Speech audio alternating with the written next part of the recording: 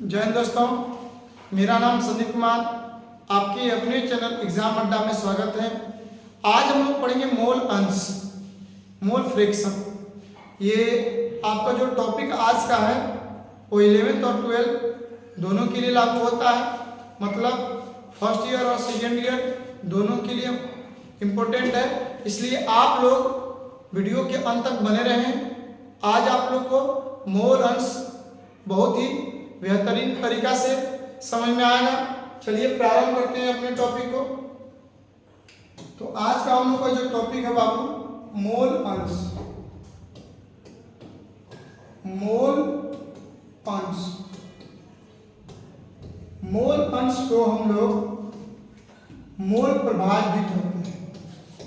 मोल प्रभाज, मोल प्रभाज यानी बाबू लोग हम मोल अंश को ही हम लोग मोल प्रभाज कहते हैं। इसको इंग्लिश में हम लोग मोल फ्रैक्शन कहते हैं। मोल फ्रैक्शन कहते हैं। चलिए मोल अंश मोल प्रभाज किसे कहते हैं? यह किसी विशेष अवयव के मोलों की संख्या, यह किसी विशेष अवयव के मोलों की संख्या तथा बिलियन के कुल मोलों की संख्या के अनुपात होता है। यानी कोई आपसे क्वेश्चन करे कि सर जी मोल अंश किसे कहते हैं, तो यह किसी विशेष अवयव के मोलों की संख्या, यह किसी विशेष अवयव के मोलों की संख्या तथा बिलियन के कुल मोलों की संख्या का अनुपात होता है, जिसे हम लोग कहते हैं मोल अंश। मोल अंश को हम लोग x द्वारा सूचित करते हैं। मोल अंश को बाबू किसके द्वारा सूचित करते हैं? x द्वारा सूचित करते हैं। चलिए हम थोड़ा सा एक चीज बेसिक में चलते हैं। हम क्या बोले हैं? यह किसी विशेष अवयव के मोलों की संख्या। अवयव मींस घटक, घटक को हम लोग कंपोनेंट्स बोलते हैं। तो यहाँ पर अवयव क्या होगा? तो यहाँ पर अवयव की जब बात होगी तो विलेय और विलायक की बात होगी, यानी कंपोनेंट्स की जब बात हम करेंगे सोल्यूट एंड सॉल्वेंट की बात होगी। जैसे भी आप थोड़ा सा समझ लेते हैं, ये पदार्थ बी में घुलता है, ये पदार्थ बी में घुलता है। इसका अर्थ यह हुआ कि एक छोटा और बी बड़ा, एक छोटा और बी बड़ा, यानी जो छोटा होता है उसे विलेय, जो बड़ा होता है विलायक बोलते हैं। जैसे हम कोई विलयन लेते हैं और वह विलयन द्विअंगी विलयन है, और बाबू जब वह विलयन द्विअंगी विलयन है तब उसमें हम लोग क्या बोलेंगे कि जो कम मात्रा में होता है उसे विलेय बोलते हैं, जो अधिक वाला मात्रा होता है उसे विलायक बोलते हैं। जैसे जल और चीनी द्विअंगी विलयन है, जल और चीनी को जब हम लोग मिलाएंगे तो द्विअंगी विलयन मिलेगा। तो यहाँ पर जो जल होगा अधिक मात्रा में होगा, इसलिए जल को विलायक बोलेंगे। चीनी कम मात्रा में होगा, इसलिए चीनी को विलेय बोलेंगे। यानी हम कहना ये चाह रहे हैं कि जो अधिक होगा उसे विलायक, जो कम होगा विलेय। यानी एक पदार्थ बी में घुलता है, मतलब चीनी जल में घुलता है, इसलिए चीनी विलेय हुआ। तो चीनी विलेय मतलब एक पदार्थ बी में घुलता है, एक घुल रहा। तो विलेय को हम लोग बाबू लोग याद रखिएगा आप लोग, विलेय को हम लोग ए और विलायक, विलायक मतलब कि सोलवेंट को हम लोग बी बोलते हैं। और यदि अब हम लोग वीडियो के अंत तक यही अध्ययन करेंगे कि ए विलेय बी विलायक, ए विलेय बी विलायक। इसको बार बार आप समझते रहिएगा कि जब जब हम ए की बात करेंगे तब सोल्यूट की बात करेंगे, विलेय की बात करेंगे, जब जब हम बात करेंगे बी का विलायक की बात करेंगे, सोल्वेंट की बात करेंगे। तो यहाँ पर हम क्या बताना चाह रहे थे भाई? बताना यही चाह रहे थे कि एक पदार्थ बी में घुलता है, यानी ए विलेय और बी विलायक। चलिए अब एक बार और रिपीट करते हैं कि हम लोग का मोल अंश मोल प्रभाव, यह किसी विशेष अवयव के मोलों की संख्या, यानी अवयव का मतलब विलेय और विलायक। तो यानी विलेय के मोलों की संख्या तथा विलायक के मोलों की संख्या, क्या बोले? विलेय के मोलों की संख्या, यानी अवयव में दो आ रहा है, एक विलेय और एक विलायक। तो विलेय के मोलों की संख्या या विलायक के मोलों की संख्या तथा बिलियन के कुल मोलों की संख्या का अनुपात होता है, जिसे हम लोग बोलते हैं मोल अंश। चलिए मोल अंश में हम लोग क्या बोल रहे हैं भाई? तो मोल अंश में बोल रहे हैं कि एक पदार्थ बी में घुलता है, मतलब ए विलेय और बी विलायक। तो हम लोग का पहला स्टेप आ गया, पहला स्टेप आ गया विलेय का मोल अंश। विलेय का मोल मोल विलय का मोल अंश, विलय का मोल अंश। तो बाबू यदि विलय का मोल अंश कर दे तो हम क्या बोले, यह किसी विशेष अवयव के मोलों की संख्या, तो यहाँ पर विलय और विलायक दोनों आ रहा, तथा विलयन के कुल मोलों की संख्या, यानी विलय की जब बात करेगा तो विलय के मोलों की संख्या होगा, विलायक की बात करेगा तो विलायक के मोलों की संख्या होगा। किंतु यदि हम विलयन की बात करेंगे तो विलय के लिए विलयन होगा और विलायक के लिए भी विलयन होगा। यानी हम लोग का विलय का मोल अंश बराबर हो जाएगा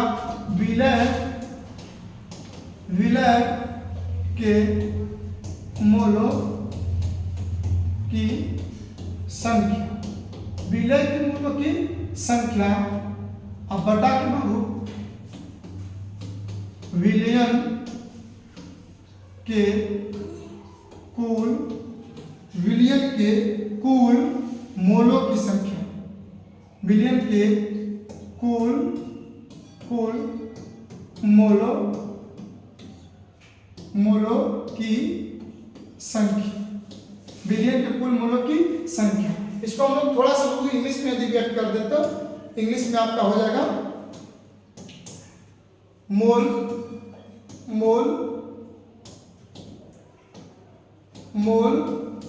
फ्रैक्शन ऑफ सोल्यूट इक्वल हो जाएगा मोल्स नंबर ऑफ सोल्यूट बटे क्या हो जाएगा total moles number of solution, total moles number of solution. अब थोड़ा सा ध्यान दीजिएगा, अब क्या ध्यान देना है भाई लोग, ध्यान हमको देना कि यहां पर मोल अंश, तो मोल अंश को किसके द्वारा सूचित करते हैं, x द्वारा। मोल अंश को किसके द्वारा सूचित करते हैं, x द्वारा। बोलो सूर्या, x द्वारा। तो बाबू अब यहां पर मोल अंश x हो गया, तो ये मोल अंश x किसका है, तो विलय का है। तो विलय को हम क्या बोलते हैं, a पदार्थ b में बोलता है, इसका मतलब a विलय b विलायक, यानी विलय की जगह पर हम क्या बोल देंगे a, यानी विलय का मोल अंश को हम बोल देंगे x के इक्वल हो जाएगा भाई। अब देखिए करा कि विलय के मोलों की संख्या, तो मोल्स नंबर को हम आपको अगले वीडियो में बतलाया है कि मोल्स नंबर बराबर होता है भार बाई आणविक द्रव्यमान। मोल्स नंबर बराबर होता है भार बाई आणविक द्रव्यमान, भार के रूप में जब दिया है तो यहाँ पर मोलों की संख्या को हम लोग स्मॉल n द्वारा सूचित करते हैं। तो मोलों की संख्या क्या हो गया, n हो गया। बोलिए क्या हो गया भाई, n हो गया। और ये जो n है तो किसका n है, विलय का। तो विलय को हम लोग क्या बोल रहे हैं, ये बोल रहे हैं, यानी n ने। तो हम लोग बोलेंगे विलय के मोलों की संख्या, तो मोलों की संख्या बाबू क्या, स्मॉल है। और उसके बाद हम लोग का क्या हो गया, विलय। तो विलय के रूप में क्या है, a हो गया, यानी n ने। n ने को क्या बोलेंगे आप लोग, n ने को बोलेंगे बाबू हम लोग, n ने को बोलेंगे हम लोग विलय के मोलों की संख्या बटा क्या है, विलयन के कुल मोलों की संख्या। भाई देखिए विलय का आयतन और विलायक का आयतन को हम ऐड करेंगे नीतीश, तो क्या प्राप्त होगा, विलयन प्राप्त होगा। गौर करिए, यदि विलय का आयतन और विलायक के आयतन को हम ऐड करेंगे तो विलयन का आयतन मिलेगा कि नहीं मिलेगा, कन्फर्म है कि मिलेगा।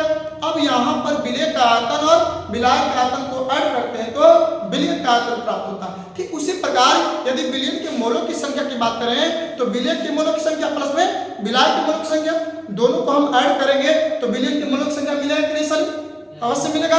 यानी हम क्या बताना चाह रहे हैं, बताना ये चाह रहे हैं बाबू कि यदि विलय के मोलों की संख्या को और विलायक के मोलों की संख्या को यदि हम जोड़ देते हैं तो विलयन के मोलों की संख्या को प्राप्त हो जाता है। तो यहाँ पर बाबू कह रहा है कि विलयन के मोलों की संख्या यानी विलय के मोलों की संख्या, तो देखो मोलों की संख्या को हम लोग क्या बोलते हैं, n बोलते हैं, और विलय के लिए क्या बोलते हैं, k।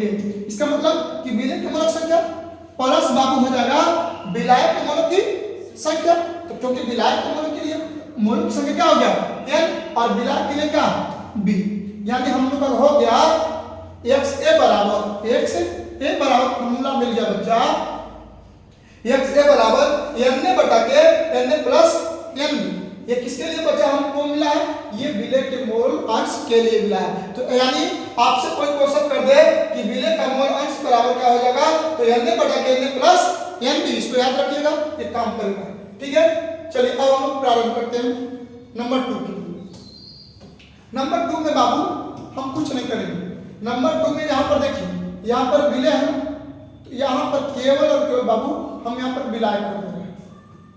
गौर करिएगा, पहले था विलय, अब क्या आ गया विलायक, अब कहाँ कर दिया विलायक का मोल अंश। तो विलायक के लिए अब बाबू यहाँ पर क्या था विलय था, यहाँ पर बच्चा लोग क्या था विलय था। अब यहाँ पर केवल क्या कर देंगे विलायक कर देंगे।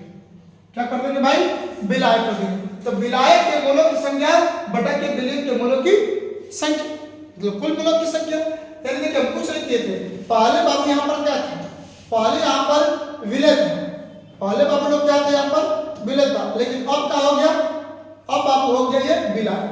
तो यहाँ हो गया विलायक के मोलों की संख्या बटा के कुल विलय के मोलों की संख्या। उसको हम लोग इंग्लिश में बोले तो बैक करेंगे बाबू लोग। इंग्लिश में क्या हो जाएगा भाई, इंग्लिश में हो जाएगा mole fraction of solvent, mole fraction of solvent. और यहाँ पर भी बात क्या हो जाएगा सोलवेंट हो जाएगा, यहाँ पर बच्चा क्या हो जाएगा सोलवेंट हो जाएगा, सोलवेंट। अब नीचे तो टोटल का टोटल रहेगा। अब थोड़ा सा नीचे ध्यान देना है बाबू, नीचे क्या ध्यान देना है, नीचे ध्यान देना ये चीज कि यहाँ पर जब विलय था तो यहाँ पर क्या था ए था, अब विलायक हो गया तो अब क्या हो जाएगा बी, क्या हो जाएगा बोलो बी हो जाएगा। अब यहाँ पर क्या था विलय, यहाँ पर हम लोग का था, यहाँ पर बाबू हम लोग का क्या था, यहाँ पर था विलय के लिए एन में, तो अब क्या हो जाएगा एन बी हो जाएगा। अब बटा के एन प्लस एन बी जैसे का ऐसे। जैसा हमें आपको ऐसा लग रहा है कि आपको समझ में आ रहा होगा।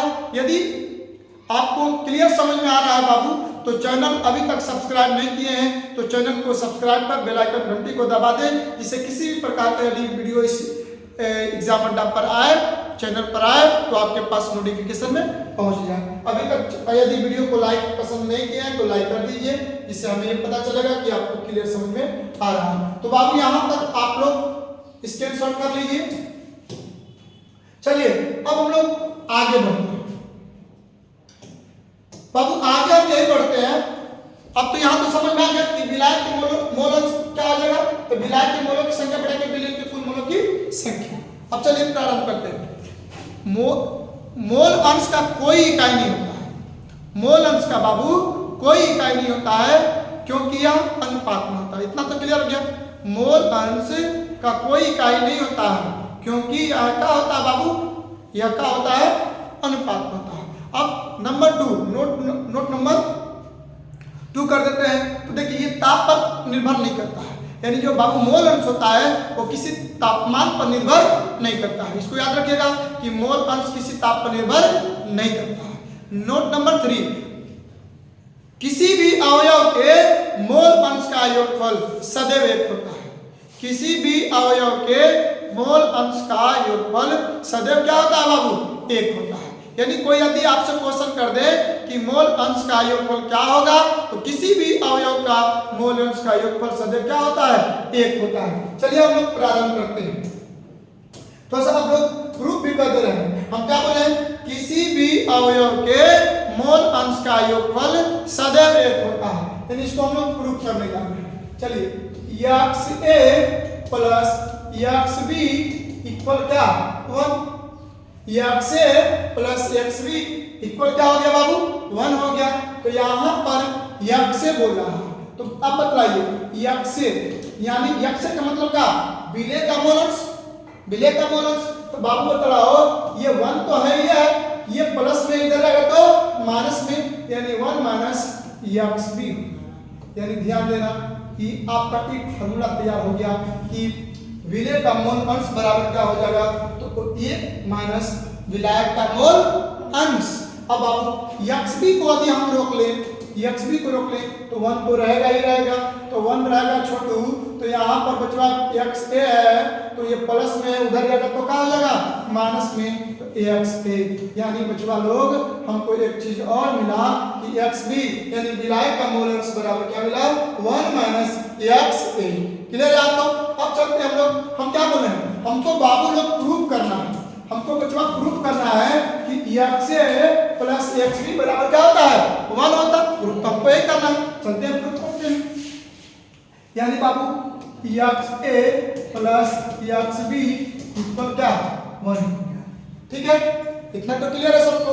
अब बाबू यहाँ पर एक्स से बताइए कितना है, एक्स से कभी आप क्या कीजिए, हम आपको पीछे 2 मिनट पहले बताया है कि यक्स से मतलब विलय का मोल अंश बराबर एन ए बटा के n a plus n b.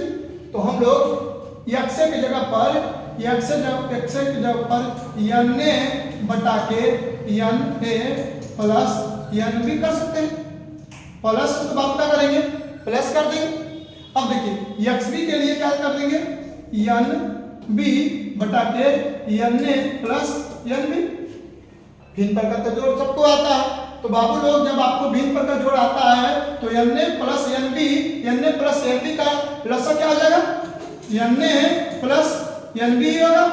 तो देखिए n a plus n b कब में डिवाइड होगा, एक बार में, और एक में एन ए में गुणा मल्टीपल होगा तो क्या आ जाएगा एन ए, फिर प्लस है तो बाबू क्या आ जाएगा प्लस हो जाएगा। अब बताइए n a plus n b कब में कटेगा, n a plus n b से एक बार में कटेगा, और एक में एन बी में गुणा होगा तो बाबू क्या हो जाएगा एन बी हो जाएगा। तो देखिए ऊपर भी n a plus n b, नीचे भी n a plus n b, बच्चा कटेगा तो कितना आ गया 1। प्रूफ हो गया कि नहीं हो गया, अच्छा क्लियर। यानी विलय के मोल अंश तथा विलाय के मोल अंश का योगफल सदा क्या होता है, 1 होता है। क्लियर है आपको।